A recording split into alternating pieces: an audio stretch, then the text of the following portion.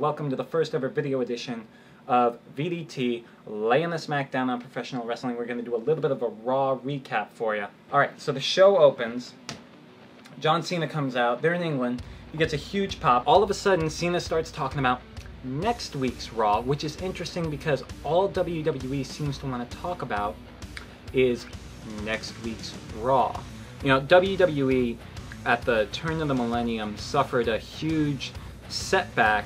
Basically, we were relying on the Rocks, Stone Colds, the Mick Foleys to basically carry us over into the new millennium. And then all of a sudden, fast forward 3 more years to 2003, we've basically lost Austin.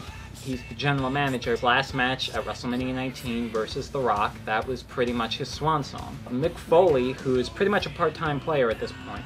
And we have Rock, who's off making movies and doing God knows what else. Triple H has basically cemented himself as the focal point of the show. They've failed to create new stars. All of a sudden, it's 2005, here comes John Cena. John Cena, at this point, seems like the savior of the world. It's kind of a double-edged sword for WWE because, yes, you know, you want to promote the match at Survivor Series, and yes, you want to promote WrestleMania, even though WrestleMania is months away. So here comes The Rock. He's coming in tonight. First thing Cena does when he gets out there, a really cheap shot at The Rock. I'm here, Rock's not, and basically wants to believe that this makes him the bigger man, the better wrestler, and the man that fans should be behind. He's the main event guy. This era is Hulk Hogan, Stone Cold, however you want to put it, the center of this company. The Rock shows up in Boston. Tonight's Raw isn't just any Raw where The Rock shows up. They've extended it to 3 hours. Try to remember back in the day, when Raw was 3 hours, it was because something big was going down. There were matches and matches, resolutions to storylines. We've basically extended the show because The Rock's gonna show up. Is The Rock gonna get out there and talk for an hour? God, I hope not. Now Cena's talking about Miz and R-Truth, how he's going to beat them at Survivor Series. Tonight, he's picked a tag team partner, which he touts as being a future WWE Hall of Famer. No disrespect to Zack Ryder.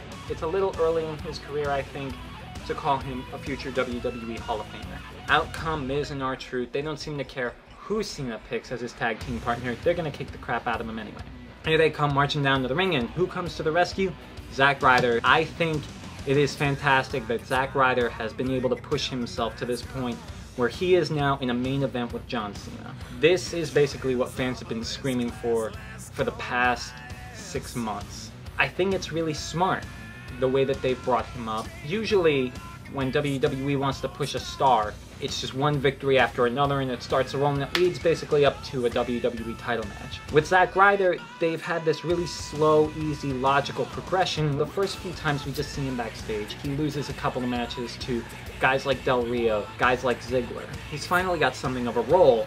We see him in a main event spot with the top dog in the company. This is really going to help push him, you know, as an upper mid-card player and eventually as a main eventer, if WWE chooses to go that route. He's a goofy character, he's over the top, and he's ridiculous, but that's what WWE is all about. You look at guys like Austin, guys like Rock, guys like Hogan, they are superheroes in the eyes of the fans. Ryder comes out and saves Cena from the attack. Cena got a huge pop when he entered that arena. Despite the fact that he is not in a WWE title bout, he gets a huge response from the fans, and that is always a good thing. But the thing to watch in this particular instance is that Zack Ryder gets in the ring. That entire arena is doing the fist pump. Woo woo wooing. We now know that the main event is going to be Cena and Ryder versus Miz and R-Truth.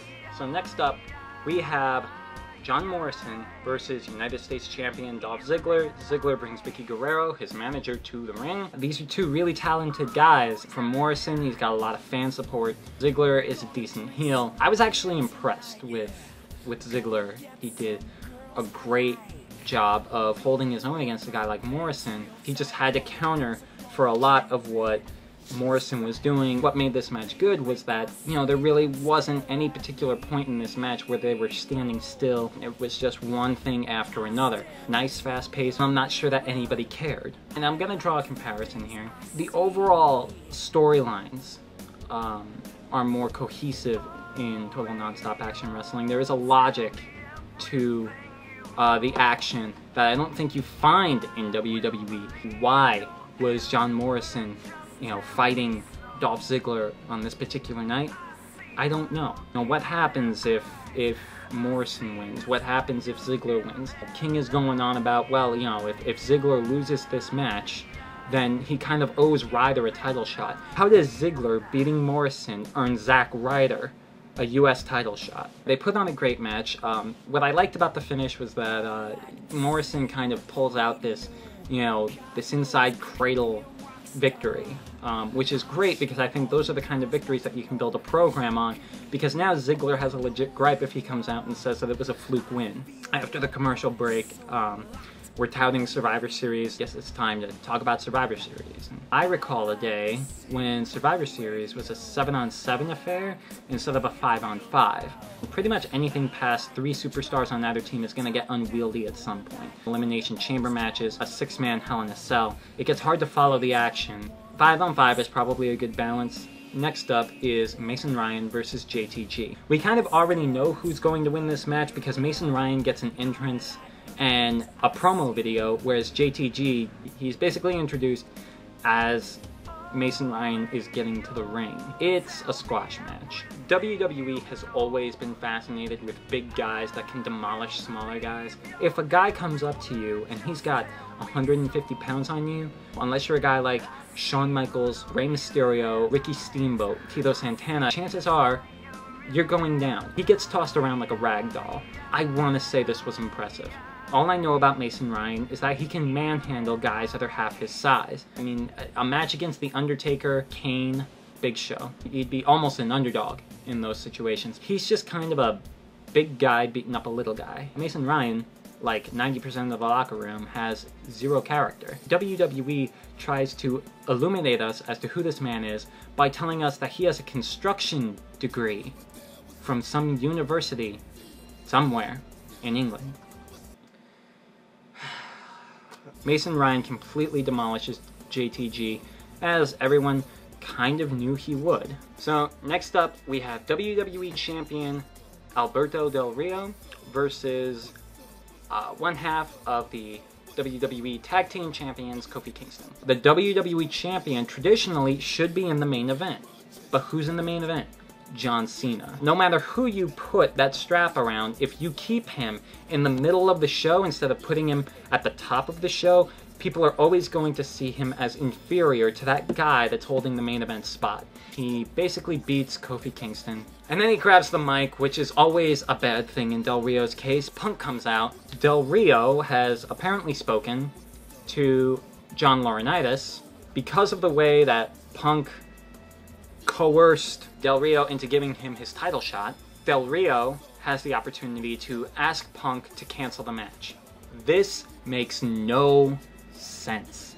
Why would he cancel it? He basically harkens back to the days where if you wanted something, you came out and you beat up the guy that you wanted it from. If you wanted a WWE title shot, you came out and you beat up the WWE champion. You didn't go to the office, you didn't sign a petition. Punk starts ripping on Del Rio, calling him one-dimensional. Punk refuses. WWE right now has something like 8 titles floating around. The WWE Championship, the World Heavyweight Championship, the United States Championship, the Intercontinental Championship, Tag Team Championships, the Divas title. 6 titles. I find myself hoping that WWE will recombine the World Heavyweight title and the WWE title into one championship. Next, we have Jack Swagger beating up Santino Marella, and no one continues to care. Kelly Kelly is on her way to the ring. WWE wants us to get excited about Kelly Kelly gracing the cover of Maxim. Well, 5 years ago, she was something like 18 or 19 when she broke into the business, and now she's come so far, and now she's on the cover of Maxim, and it's such a big deal. Now, correct me if I'm wrong, but shouldn't the WWE Divas title have been the pinnacle of her career? But instead, she's gushing over this Maxim cover.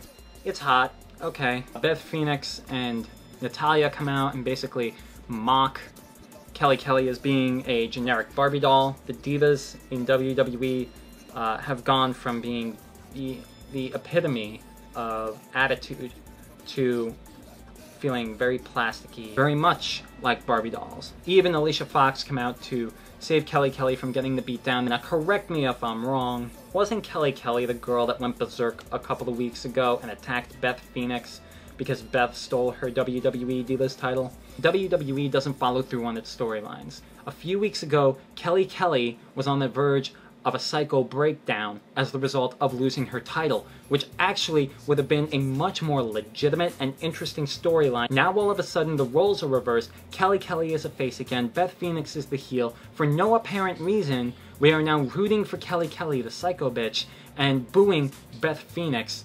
I'm not sure why. WWE basically got rid of all the women that could actually wrestle. I'm actually enjoying this Raw simply for the fact that John Laurinaitis has had minimal on-screen time. He comes out to introduce Kevin Nash, and that's basically it. Kevin Nash comes out, and he tells us that we've been asking for weeks, why, Kevin, why?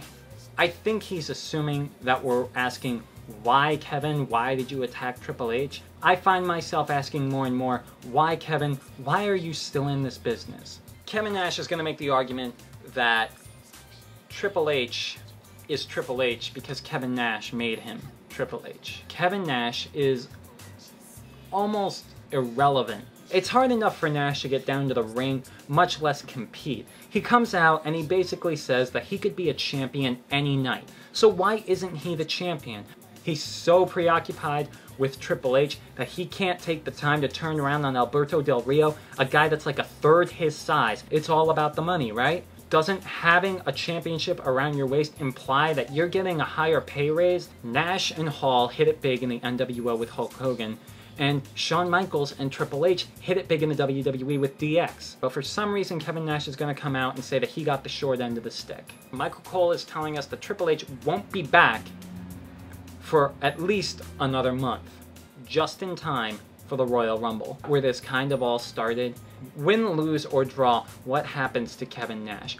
He will go home and sit down and watch Raw from his living room. So now we're backstage with John Laurinaitis and David Otunga, and they're met by CM Punk congratulating Johnny L on his inability to cancel the match at Survivor Series between Punk and Del Rio. Otunga takes some really incredibly lame shot at Punk, and Punk responds with his fists. He's then attacked from behind by Alberto Del Rio. The main event, John Cena and Zack Ryder versus The Miz and R-Truth. This was actually a pretty well-structured match. Starts off with Cena in the ring. This is typical Cena fare. He gets beat up, he's down and out. Fans are chanting, "We want Ryder." Crowd is split. It's just kind of what fans do during a Cena bout. Cena fights his way to a tag, and Ryder comes in, gets a little bit of momentum going against R-Truth, but then starts getting his butt kicked once again. WWE is looking for John Cena to kind of save the day. As long as that's the case, any superstar that they put in that situation is always going to play second fiddle to John Cena. And at some point, you have to wonder how long John Cena can be in that top spot without fans wondering, when is the next big thing gonna come along? Cena comes in, saves the day. We even get a double five-knuckle shuffle. Unfortunately, The Miz sneaks in a pin and gets the victory for his team. It's very easy to tell where the focus of the show is. If the shot ends with the WWE Champion, the focus of the show is on the WWE Champion. The last shot that we see is John Cena. I understand that the match at Survivor Series is a big deal. I get that. But the champion, the WWE Champion, should always be the focal point of your show. Otherwise, what are you pushing and why? Cena is in a great position on the basis that he's been taken away from the title picture. At the same time, he is still the top guy in the business. And I think that's a credit to Cena's work ethic, but at the same time, it is also what could be holding down a future main eventer. Looking forward to tonight's Raw, we can see the focal point of the show is going to be The Rock, hoping for the best. So there's the Raw recap from VDT, laying the smackdown on professional wrestling, and who knows, maybe this video blog will be a regular thing, and maybe I'll just go back to keeping my thoughts on the cyber paper. So feel free to leave your comments, feedback, positive, negative, I really don't care. As long as you're watching, I'm listening. Alright, check you later.